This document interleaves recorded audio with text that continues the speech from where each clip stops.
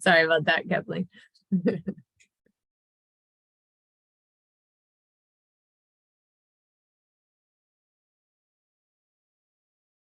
This is great. We're getting a nice crowd. So happy to have people join us. It's a lot of names I don't know, so I'll take a minute to introduce myself. I think some of you know Jayme, who's going to be presenting today. But my name is Maura Sullivan, and I'm the Director of Government Affairs and Health Policy for the ARC of Massachusetts. And we do these webinars every once in a while, every month, really, to give people an opportunity to learn more about our priority legislation, to get more comfortable with reaching out to their legislators to support the legislation, and possibly even testifying at hearings that are coming up that will help us, really move the bills and pass them eventually. So I really appreciate everybody joining us today. And as I said, I'm going to be basically turning over the presentation to Jayme Betts. I think some of you know her, and she is my recent partner in crime on this bill, this adult changing table or universal changing table bill. And I'm really so happy that our paths crossed. I'm going to let her introduce herself later, but I just wanted to say that she has really been so determined and focused. And somehow she found her way onto the radar screen of everyone important in the legislature in a very, very short time. So Jayme is just the perfect example of what we need as a community advocacy leader. So I'm very happy to be working with her, and especially happy to try to move this really important legislation. So I'm going to go ahead and share my screen. Always seems to go to the end. And please feel free during the presentation to ask questions, put them in the chat. There's really not too many of us here today, so we'll be able to catch them. And my colleague Kathleen Amaral is here to alert us if we're going along too fast and people have questions. So I'm just going to take 1 minute to introduce the ARC of Mass to people who maybe don't know us. We are the leading advocacy organization for people with intellectual and developmental disabilities. And we have a pretty broad legislative platform every 2 years when the legislative session begins. So this bill is really important to us, the Universal Changing Tables bill. It's kind of one of those bills that I saw and thought, why hasn't this been on our platform before? So we're really going to work hard to bring awareness to the legislature and hopefully see it move this session. We've been able to really increase the number of co-sponsors, legislative supporters in just a short time. So we're excited about that. And when I think about the mission of the ARC, which you can read here, this bill certainly supports that mission in every way, especially when you think about equity across all aspects of society and community inclusion, of course. So I think, that's all I'm going to talk about right now. I'm going to turn it over to Jayme, and then I'm going to come back and give you some tips on advocacy with your reps and senators, and try to convince some of you to come on and join us for the hearing in September. And we'll talk about tips around giving testimony, either written, oral. You can also do that virtually as well. So let me change this slide over for Jayme. And Jayme, you ready? I'm going to turn it over to you. I'm ready. Okay, and just tell me when you want me to change slides for you. Great, thanks. You can change it. Okay. Hi, everyone. Thank you so much for coming. Thank you to those of you who have already joined our advocacy efforts and shared posts or links. Again, since ARC sent their action alert yesterday, we have 12 new sponsors on the bill in 2 days. So just absolutely huge effort from everyone. And I know a lot of you are still pushing. So thank you so much. If you are not on our socials and you only saw this through ARC, there will be links at the end. And if you want to join us there, you can see what we're doing both with this bill and then also moving beyond the bill to help get tables in buildings even sooner. So just to introduce, I imagine most of you know what a universal changing table is, but just in case, it's a powered height adjustable table. So that's important. The fact that it is height adjustable. It's large enough both in size and in weight bearing capacity to support an adult weighing up to 300 pounds. So it gives caretakers of all abilities the capability to safely assist individuals, both children and adults with disabilities with their toileting in public. So we see tables like this as essential for our disabled community to be fully integrated into the community.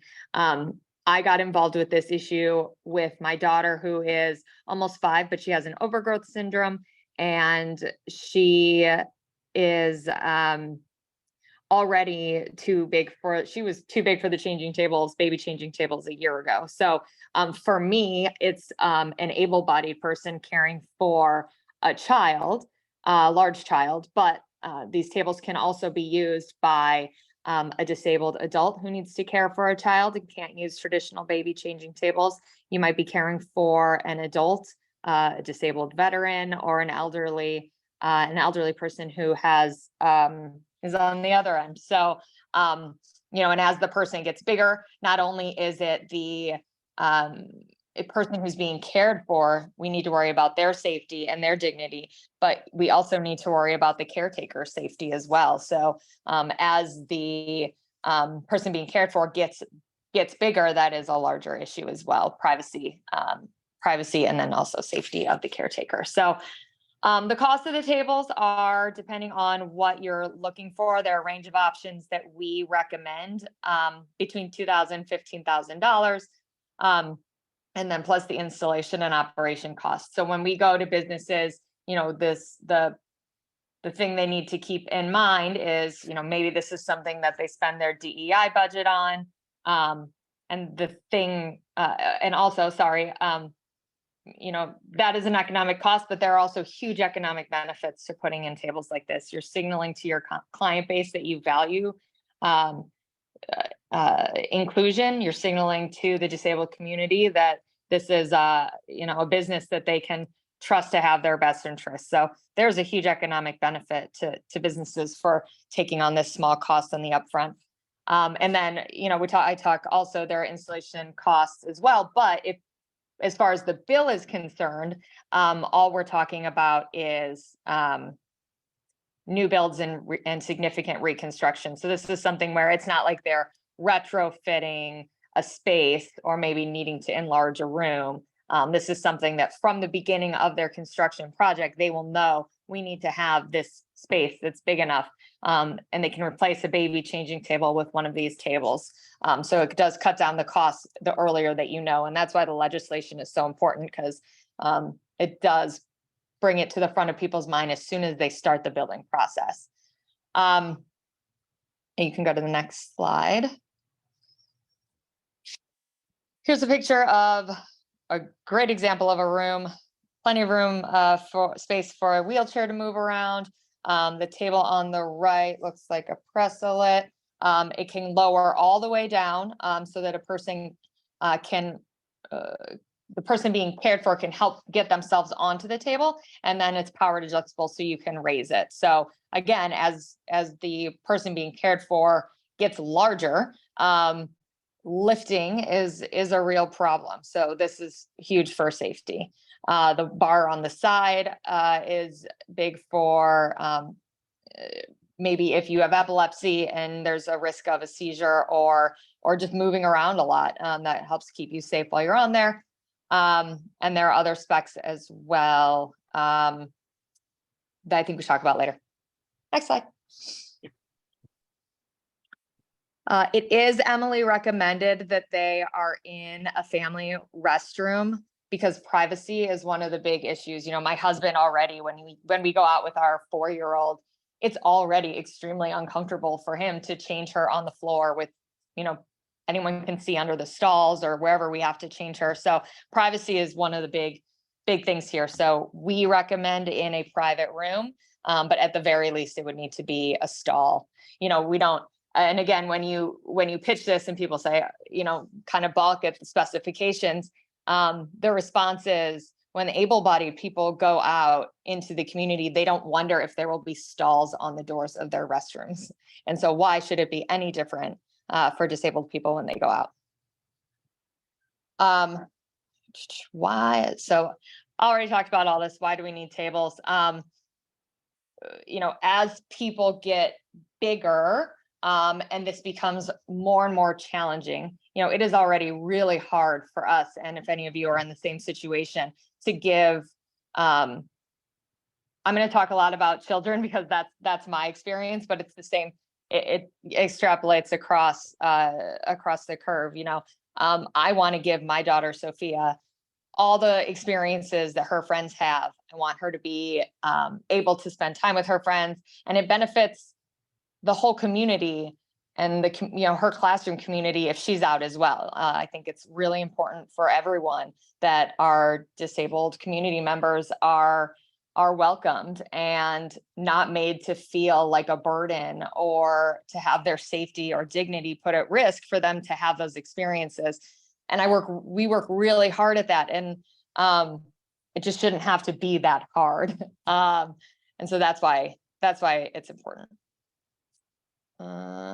Jayme, can I jump in? Because when I saw this picture, I just wanted to say, I so wish that I had that type of changing table when my sons were still in diapers and, 5, 6, and even 7 years old. Also, they're very, very big boys. But they also did a lot of when you mentioned moving around. And one of my sons, my oldest son, Neil, he also had and still has pica, which is like he finds anything he can find on the ground and tries to put in his mouth. So when we were having to lay on the floor, there was an additional risk of him putting like the dirty things on the floor in his mouth. So it was really a terrifying experience every time we had to change. And I feel like this, although both my boys are now able to use the restrooms pretty much independently. My son was Neil was diagnosed with Crohn's disease, and we had a lapse where he had to go back to wearing diapers and pull-ups for a couple years when he was about 8 and 9 years old.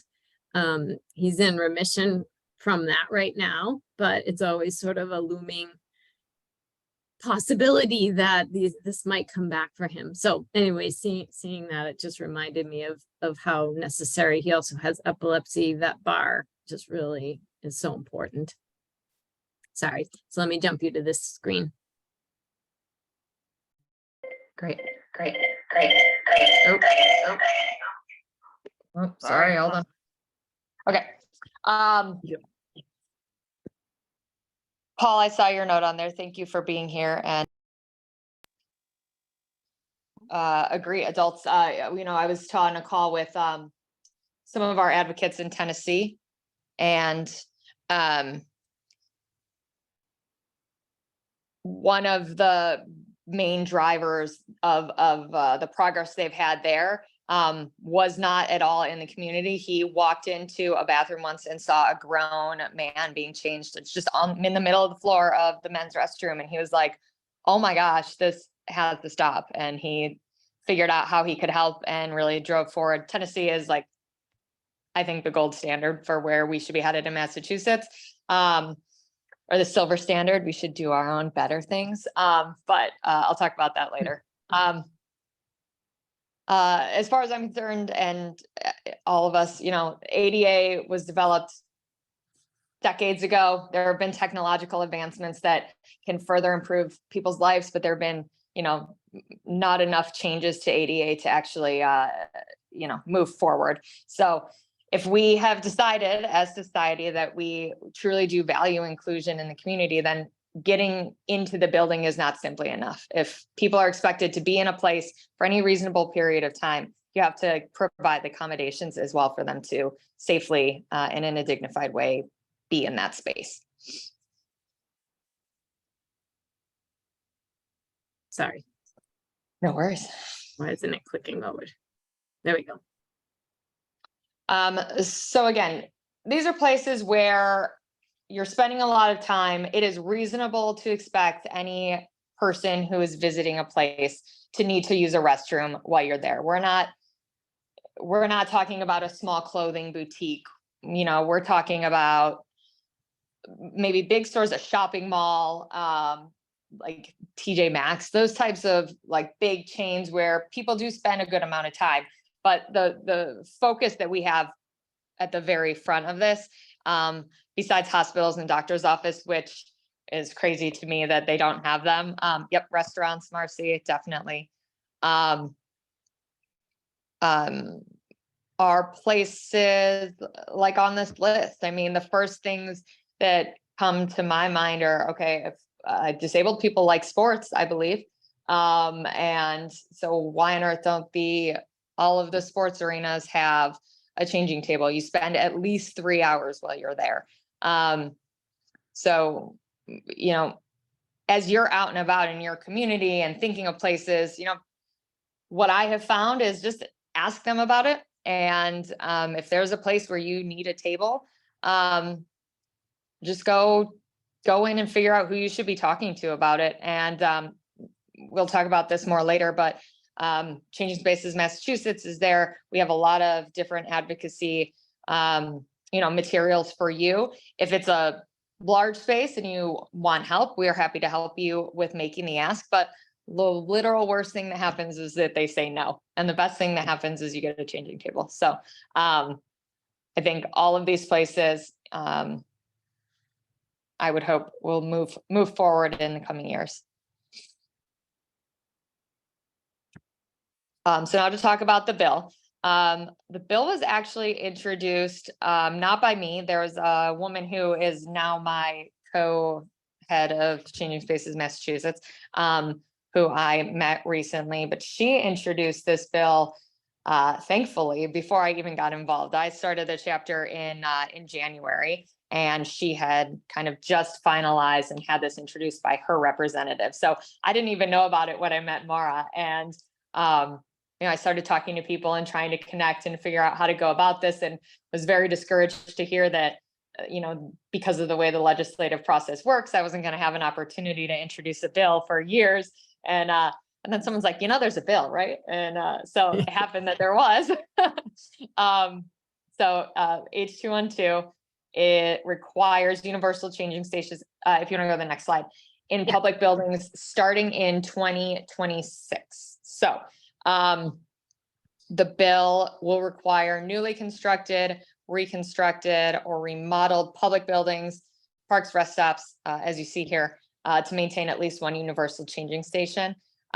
There are more uniform kind of specs that we're hoping to add to the bill, but it does require that signage is listed and it's advertised publicly. And basically, the way I like to think about it is just a layer onto ADA. So if you are already required to comply with ADA, this will just be an extra thing that you have to do. It's like a rider. And there will be exemptions allowed. So what we're going to try to do is tighten it up so there are, good exemptions, not too many.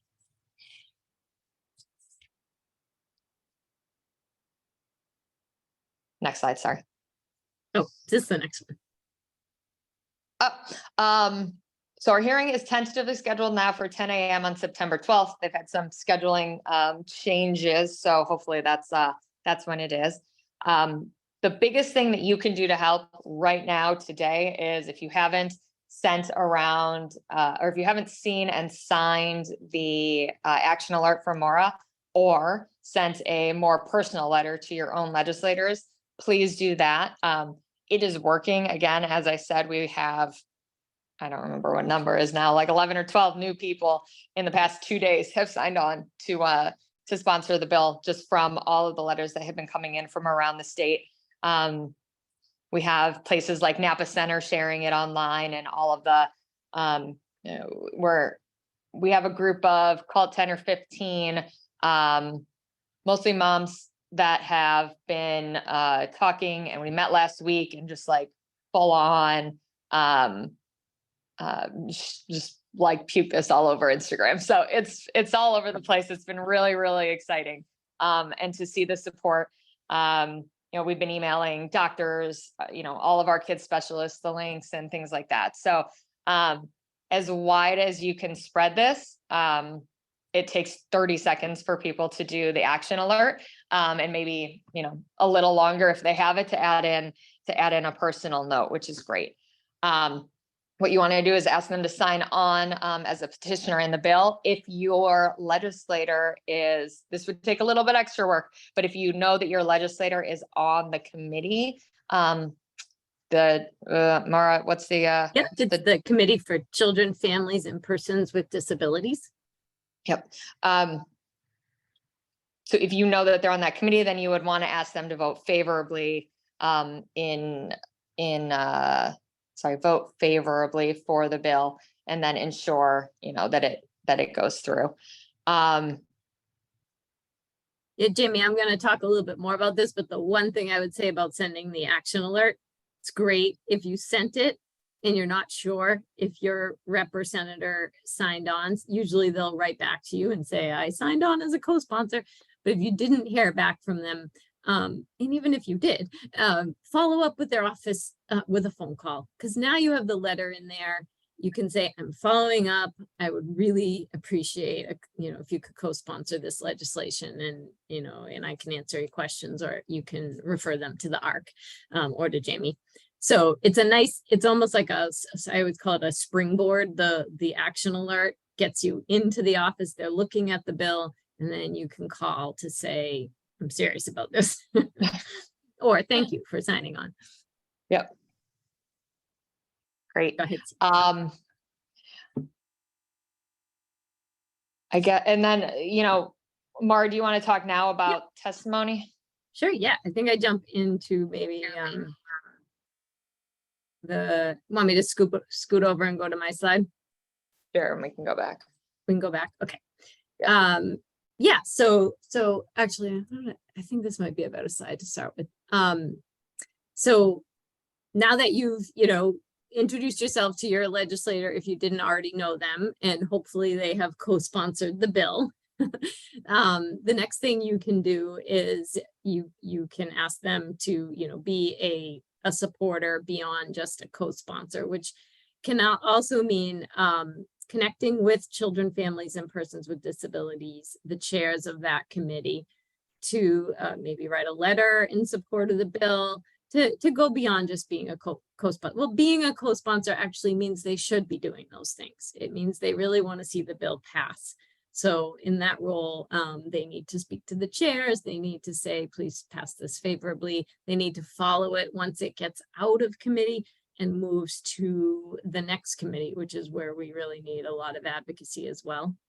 But I guess I jumped onto the slide around giving testimony. So we think that the hearing is scheduled right now for September 12th at 10 o'clock.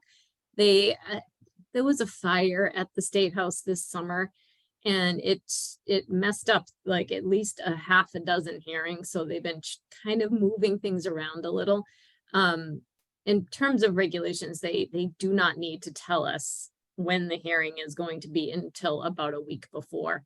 So they usually don't post the hearing so that you can register and sign up until about a week before. But we kind of heard through the grapevine that it's going to be on the 12th. We feel pretty secure about that. But beginning of September, it will be up to register. And you can register to give testimony either virtually, or you can go into the State House and give testimony in person. Both are really powerful. I'd love to see a good number of people in person for this hearing, and especially because it's a new bill, we want to show a lot of support. So if you're interested in doing that, just some tips around giving testimony. if you come to the State House, you kind of have to plan most of your day. The hearings are usually either 9 to 1 or 10 to 1 in the morning, or if they start in the afternoon, they can go right till 5 o'clock.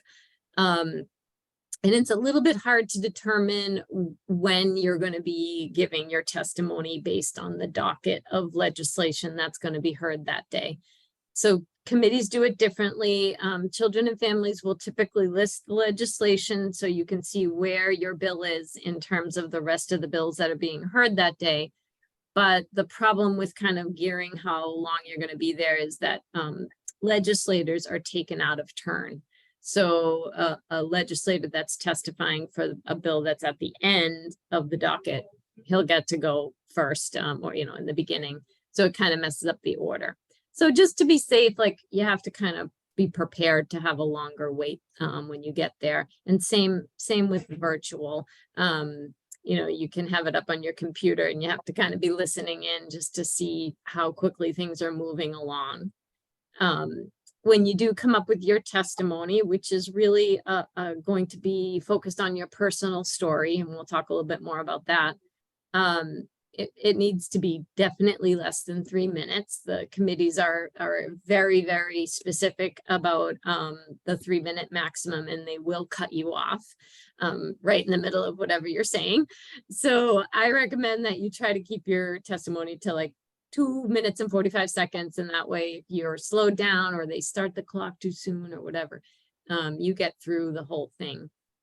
And to speak clearly and with emotion, I think sometimes when we want to fit in a lot about, our story or about the importance of the bill, we try to fit more in, and sometimes it's lost unless you can, kind of go slow enough and really express your emotion around the story and the need. And so, we can you can reach out to me anytime about writing testimony. I'm happy to help anybody, but really you typically would just address the committee, thank them for the opportunity to provide testimony, introduce yourself, any affiliation that you have with any group, or you can tell about your family member and if that's what inspired you to be there, and that you're in support of this bill, your story, ask them to pass it favorably, and then send that written testimony to the committee and a copy to your rep and your senator. So that's this is usually like an hour long that we would go into giving testimony, but that's sort of the quickie. But the really most important part is being able to tell your story, to tell it concisely. We know that stories really help people connect, understand the issue, and they will spur the change that's needed in the systems. I think just getting awareness to some of these legislators is key. It's one of those issues that if you don't hear about it, you may not even know that it's a problem. And that's even for folks who are on a committee that, looks at legislation for people with disabilities. When I first posted it, I got some responses like, thank you for bringing this to our attention, because really I wouldn't have thought of it. And so you guys are doing a great job with changing spaces, because you're getting so much awareness out there and already making such a huge impact. So I see a lot of stuff in the chat. Is there questions about testimony? I'll go back to your slide. Let me check them. There's just some links. Jennifer talked about writing an LTE, which I don't know what that is. Jennifer, how are you? Do you want to unmute? A letter to the editor in key, Boston Globe or other news outlets, politicians, legislators, they definitely read the paper, and writing an LTE can help inform the greater public about these issues. And let's be honest, this whole taking a universal design approach to buildings is important to many, if not all of us. Most people are connected to a family member. And if we live long enough, we might need or we've had an accident or an injury, we might need to be able to access a universal changing station. And I would say, appeal to those higher level values of this is about dignity. This is about access to citizens, our fellow citizens in the community, many of which are tax-paying citizens. Shouldn't citizens be able to, especially tax-paying citizens, be able to access the public spaces in their communities like anybody else? So writing an LTE, a letter to the editor, usually it's about 250 words. If you Google how to write letter to the editor, LTE, there's lots of great resources out there, but it's just a way to help educate the broader public, encourage folks to get on board and support your initiative. And in that letter to the editor, include your ask. Please call or email your legislator, your state senator, or your state representative, and ask them to support this bill and to encourage their colleagues to bring this forward and get this passed into law. Absolutely. Thank you, Jennifer. Definitely a good strategy to go with letter to the editors.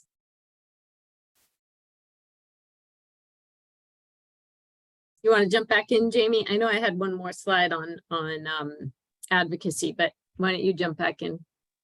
Great. So again, the bill is great. It is change that we need moving forward. And again, it's easier for businesses to put in a table the earlier they know that they need it. So we absolutely need this moving forward for new construction. Unfortunately, it does not move the needle at all for existing buildings. And it doesn't do anything until 2026. So there is a lot of other advocacy that is needed in the meantime and beyond the bill. There is an advocacy toolkit. The link tree that I put in here, one of the links on there is the advocacy toolkit that is on like the National Changing Spaces website. And that gives a lot of information. For example, I don't think I talked about, I went to my town pool and said, we are members here every summer. We, this is a space for our entire community, and we think that there should be a table, and presented the case. What I did was I got the community on board. I got hundreds of letters written from friends of my daughter to the recreation committee, and they put in a table. So again, they could have said no, but that would have been the worst thing that happened, and I'd be in the same place. So instead, they said yes, and it's been amazing. So we go in and into the bathroom, and Sophia says, "Hi, table," every time. Awesome. And it's great. It's the only one that we have access to. So, there are small wins that you can make for yourself every day. So you can see here one of our advocates set up this booth at, I think it was just at her farmer's market. And people came up, asked questions. She informed some people about what it was. She had the QR code. So now we'll have the QR code so you can do the even easier action alert. But it's just an idea of like Maura said, most people just don't know about this. It wouldn't occur to any of us. It certainly never occurred to me before that there might not be a place to use the restroom when I'm out. And so it's just not on anyone's radar as something that needs to be fixed until you're in the situation and suddenly find yourself on the bathroom floor. And so it's just educating people. As I've kind of put this out there with my network of people who professionally or just friends from, the before times, before I was in this world, everyone's so grateful to hear and appalled that this is the way that things are. So the more we talk about it and the more we put the information out there and normalize these changing tables, it won't be, hopefully in 10 years, we're saying, God, can you remember when we had to change people on the floor? How appalling was that? So the only way to get there is to talk about it. Also, so many folks who don't come out at all, they're not going to be either able to do changing on the floor or it's just too scary to think about that. And so They don't come out at all. Well, and yeah, I mean, to be a little even more personal, Sophia and a lot of people have, we have multiple issues, right? So there are cognitive issues that maybe are delaying potty training, but also physical and GI issues where it can be really diaper changing can be a really uncomfortable and unpleasant experience, even in the best circumstances. So, if I don't have a table, I'm putting Sophia, who maybe already has a rash or open skin and an infection, on the floor, and or keeping her in a diaper and exposing her to risk of UTI or a greater infection. So it's really a problem. And you hear stories of adults, as people get older going out, or, if I know I'm going to be on a plane or I have to travel, I don't drink water for a day, or I really limit my food intake so that when I'm out, I don't find myself in this situation. And it's just so devastating, and it's so fixable. So it just, sorry, I got off course, but that's okay. You're ready to switch slides. We'll keep going. Yeah. So this is a website that we have up. The advocacy toolkit is on there. I also have a direct link just to that toolkit. But it has all the information, those specs that I talked about, the kind of best practices. Those specs also that we have on there have been accepted by the International Building Standards Committee. And also the federal government has endorsed them. They don't make the states adopt them though. But if anything ever was to change in ADA, or if Massachusetts did adopt the codes, we should have the international code should be the floor, right? It should be like, as I'm trying to think of the right way to say it. We should make people do now what they might have to do later. Otherwise, they'll just have to go back, and it's worse. Yes. So all of that is in there. The tables we recommend are in there as well. They are all, certain size and have all the specifications. So if that one's on there, that it's good. We also have developed a changing table map. So this is really cool. You just go in, it's so easy to use, put in the zip code or where you're going, and it pulls up changing tables. It's like Yelp kind of for changing tables. Great. And I know also I spoke with a woman just this week who is trying to develop like an actual Yelp, and someone has something like this in Massachusetts, like an accessibility app where you can go in and put in a location and see how accessible it is. And so I filled out a questionnaire for her, and she asked in every question, universal changing tables was one of the options. And just having it put out there in those situations, even if this app is developed where they list all the accommodations that are made and not one of them has a universal changing table, just putting it on there and having people think, I never thought of that. Yeah, that would be great if they had one. So, definitely there's progress from the talking that we are doing about it. The other picture here is Momentum Refresh. This is a really exciting thing that I'm hoping to talk to the city of Boston and maybe the state about. You can lease for either for events or I think they'll just lease one to you to have for any events that you like. Boston could get 2 of these, and anytime there's a marathon or an outdoor festival or a concert, you put these out, and it's like one of those nice porta potties that you see at events, but it has a lift. I think they even have a hoist in most of them. They're really amazing and clean. There's a personal attendant who goes in after every person and cleans it up. So it's a really dignified, wonderful experience. And I would love to see some of those around Massachusetts as well. I love it. Yep. Okay, on time. Tennessee has a grant program that we would love also. We, in our talking with legislators about the bill, we also keep mentioning this program as well. The Tennessee legislature allocated $1 million to start and businesses can apply for a $5,000 grant to help them defray the cost of putting in a table.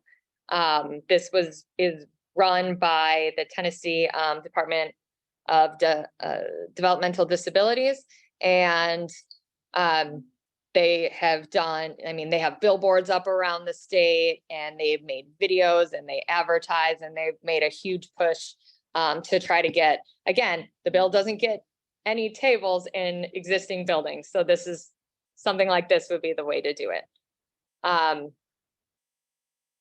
Yep, and we already have some support and interest from the legislature on filing something in the next budget, regardless of the legislation, just to have that kind of a grant program. So looking forward to pushing that for the FY25 budget. Is that in 2 years or 1 year that they do That's it? Do they do a budget coming up every in year? January. Yep, Okay. January. Oh, that was my side. So let me jump forward. So sorry, should I jump right back to just wrapping it up with some advocacy tips? I think so, unless anyone has any questions or ideas or. Okay, I'll let you check the chat and I'll just do a quick review. We already talked about the co-sponsorship and how that's, once you got them, keep them connected and engaged in the legislative process for this bill. And keep asking them to become a co-sponsor if they're not. There's no reason for them not to, right? Do some social media tagging of your legislators. As Jennifer mentioned, any kind of outreach you can do to your local newspapers, letters to the editor, to the Globe. Even if it's, an online local, we can share the links. And then call the offices frequently. You're going to end up getting to know the lawmakers' staff, and they are key. They are the people who have probably notified the legislators about co-sponsorship. So they're reading those letters that come in. They say, hey, boss, I got 5 letters today. I think you might want to co-sponsor this legislation. So get to know the legislative director, the chief of staff. These are key people in your rep and senator's office. And stop by the office or email them a photo. Let them really connect and understand the issue. Photos can go a long way. And so can social media. You guys are doing such a great job with changing spaces, but use those tags of your legislator. And, once you get to know them, helping them out in some way can really strengthen the relationship as well. Get to know some of the things that are important to them and support those as well. We have some absolutely amazing legislators in the Massachusetts legislature, real leaders for disability policy. And this is one of them. This is our, this is Senator Cindy Friedman, and she is the vice chair of Ways and Means and the chair of Healthcare Finance. And she's just been a huge champion. We have many, many others that have done amazing work for us. So I think we have just a lot to be hopeful for. And again, the legislation itself, often it's very, very difficult to pass a bill in the first year that it is filed, but we are building support. And we also have this idea of the grant program that we were talking about earlier. And this is our opportunity to educate and really push. So I'll let you finish up, Jayme, with the contacts. So here are all the information to reach us on any platform. I also put that link in there, my link tree that has will take you to any of this content. It will take you to directly to that ARC action alert, the fact sheet that Maura and I put together about the bill. And also information on the momentum refresh, the portable, just because I think those are really cool. And that's it. Reach out to me if you have any questions about the bill, joining our advocacy, if you want any assistance advocating on a local level, if you have questions about just the best ways to go about things. We are here to support you in making your world a bit more inclusive. So Yeah, let us and know I if we would can say, help. oh, sorry, Jayme, I would say reach out to me if you have any interest or questions on providing testimony or connecting further with your legislators. Get familiar with the arcofmass.org/advocacy. That's where we post a lot of our, what's going on, the bills moving, the hearings coming, those kind of things. But also if you really want to take a deeper dive, you can get familiar with the Massachusetts legislature.gov. So it's MA legislature.gov. And this is where you can find out a lot of information about your reps and senators and really get to understand the hearing process. But you can also just reach out to me with any of those questions. And I see that there's just a couple chats I haven't looked at. So let me take a quick. Yes, I love those vans, are amazing. And Jayme, I know we talked about like the idea that the State House does not have a changing table. So it's a very important place for us to start and to make sure that the committee understands that the people who come to testify for this bill, could not be there with their loved ones for an entire day, without that changing table. So a place to start anyway. Yep. Marcy commented on the map. If you see a table and it's not on the map and you have a chance to just snap a picture and note where you are and you want to send it into us, we can add it to the map just to make that a more dynamic and helpful resource for our community. That's all for me. Any other questions before we wrap up? Well, thank you everybody for joining us. And again, just reach out anytime. My email was there, but I'll pop it right into the chat in case you missed it on the slide. It's an easy one, sullivan@arcmass.org. Thank you so much, Maura. Thank you, everybody. Have a great day. Thank you all for coming. Bye.